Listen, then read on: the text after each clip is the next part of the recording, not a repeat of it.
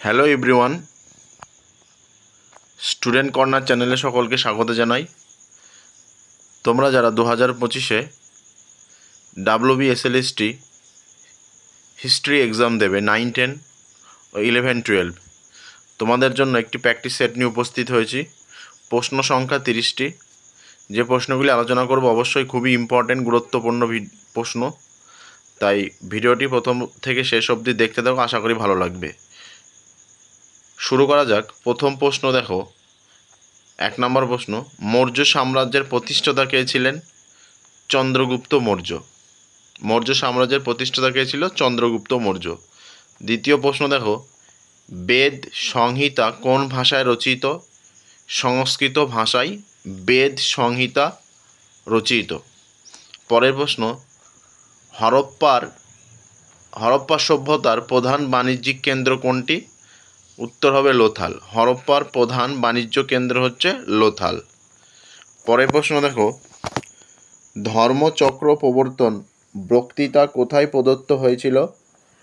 Option number 2, Sarnath. তাহলে ধর্মচক্র প্রবর্তনের বক্তৃতা কোথায় হয়েছিল? এটা হচ্ছে সারনাথ। পরের প্রশ্ন দেখো, গান্ধার শিল্পের সাথে কোন ধর্ম সম্পর্কিত? এটা হবে বৌদ্ধ ধর্ম। গান্ধার শিল্পের সঙ্গে বৌদ্ধ ধর্ম সম্পর্কিত। পরের প্রশ্ন, দিল্লি সুলতানিদের প্রথম মহিলা শাসক কে ছিলেন? দিল্লি সুলতানিদের প্রথম মহিলা শাসক ছিলেন রাজিয়া সুলতানা। পরের প্রশ্ন, অখণ্ড ভারতের প্রথম মুসলিম শাসক কে ছিল? উত্তর হবে কুতুবউদ্দিন আইবক ছিলেন অখণ্ড ভারতের প্রথম মুসলিম শাসক। পরের প্রশ্ন, আকবর দিন ইলাহি কোন বছরের প্রবর্তিত হয়? আকবরের দিন ইলাহি 1582 খ্রিস্টাব্দে দিন ইলাহি প্রবর্তিত হয়। শেরশাহ কতটি সড়ক তৈরি করেছিল? উত্তর হবে 4টে। শেরশাহ 4টে সড়ক তৈরি করেছিল। পরের প্রশ্ন, মোগল সাম্রাজ্যের প্রতিষ্ঠাতা কে? মোগল সাম্রাজ্যের প্রতিষ্ঠাতা ছিল বাবর। মোগল সাম্রাজ্যের প্রতিষ্ঠাতা ছিল বাবর। পরের প্রশ্ন দেখো, 1857 সালের বিপ্লবের প্রধান নেতৃত্ব কে দেন? ঝাঁসির রানী 1857 সালে বিপ্লবের প্রধান নেতৃত্ব দেন। পরের প্রশ্ন, ভারতীয় জাতীয় কংগ্রেসের প্রতিষ্ঠাতা কে ছিল? Alan Octavian Hume.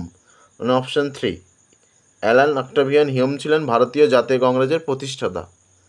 পরের প্রশ্ন, কে প্রথম ভারতবর্ষের ইংরেজ শাসনের বিরুদ্ধে সশস্ত্র বিপ্লব শুরু করেন?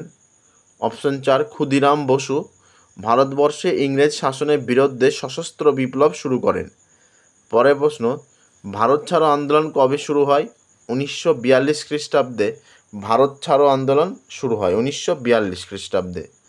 পরের প্রশ্ন, গান্ধীজি দরিদ্র নারায়ণ সেবা কথাটি কোথায় বলেছিল? গান্ধীজি দরিদ্র নারায়ণ সেবা কথাটি চম্পারণে বলেছিল। পরের প্রশ্ন, দিল্লির কুতুব মিনার কার আমলে নির্মিত হয়েছিল? কুতুবউদ্দিন আইবক। কুতুবউদ্দিন আইবকের আমলে দিল্লির কুতুব মিনার নির্মিত হয়েছিল। পরের প্রশ্ন, অশোকের শিলালিপি কোন ভাষায় লেখা? প্রাকৃত ভাষায় লেখা অশোকের শিলালিপি, প্রাকৃত ভাষায়। পরের প্রশ্ন, বঙ্গভঙ্গ কে রদ করেন? এটা হবে লর্ড হার্ডিঞ্জ বঙ্গভঙ্গ রদ করেন। পরের প্রশ্ন, ভারতীয় সংবিধান কবে কার্যকর হয়? 1950 খ্রিস্টাব্দে ভারতীয় সংবিধান কার্যকর হয় 1950 খ্রিস্টাব্দে। পরের প্রশ্ন দেখো, অমরাবতী কোন রাজ্যের মধ্যে অবস্থিত? অন্ধ্রপ্রদেশ। অমরাবতী কোন রাজ্যের মধ্যে অবস্থিত? অন্ধ্রপ্রদেশ।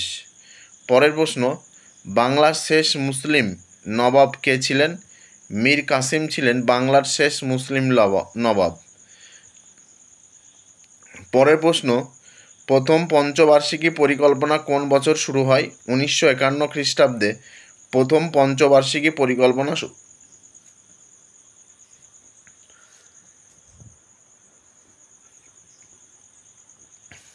পরের প্রশ্ন, চোল রাজাদের রাজধানী ছিল কোথায়? তাঞ্জোর। চোল রাজাদের রাজধানী ছিল কি? তাঞ্জোর। তার আগের প্রশ্নটা দেখো একবার, প্রথম পঞ্চবার্ষিকী পরিকল্পনা কোন বছর শুরু হয়? 1951। পরের প্রশ্ন, গান্ধীজি প্রথম কোন আন্দোলনে নেতৃত্ব দেন? উত্তর 1 অপশনে চম্পারণে গান্ধীজি প্রথম নেতৃত্ব দেন। পরের প্রশ্ন, পানিপথের প্রথম যুদ্ধ কত সালে হয়? অপশন 3 1526 খ্রিস্টাব্দে। পরের প্রশ্ন দেখো, কে হিন্দু ধর্মের পুনর্জাগরণের জনক বলে পরিচিত? এটা হবে রাজা রামমোহন রায় ছিল হিন্দু ধর্মের পুনর্জাগরণের জনক। পরের প্রশ্ন দেখো, আলেকজান্ডার কোন নদী আক্রমণ করেছিল? সিন্ধু নদী আলেকজান্ডার আক্রমণ করেছিল।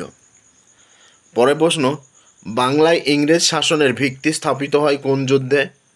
বাংলায় ইংরেজ শাসনের ভিত্তি স্থাপিত হয় প্লাসির যুদ্ধে। পরের প্রশ্ন, কে প্রথম বাংলায় প্রিন্টিং প্রেস স্থাপন করে? হিকি বাংলায় প্রথম প্রিন্টিং প্রেস স্থাপন করে।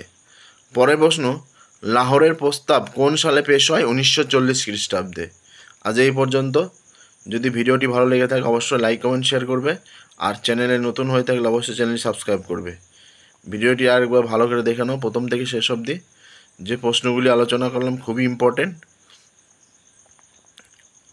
ভিডিওটি অবশ্যই লাইক কমেন্ট শেয়ার করবে। ধন্যবাদ। ততক্ষণ ভালো থেকে সুস্থ থেকো। পরবর্তী কোনো একটি নতুন ভিডিওতে দেখা আসবে ততক্ষণ।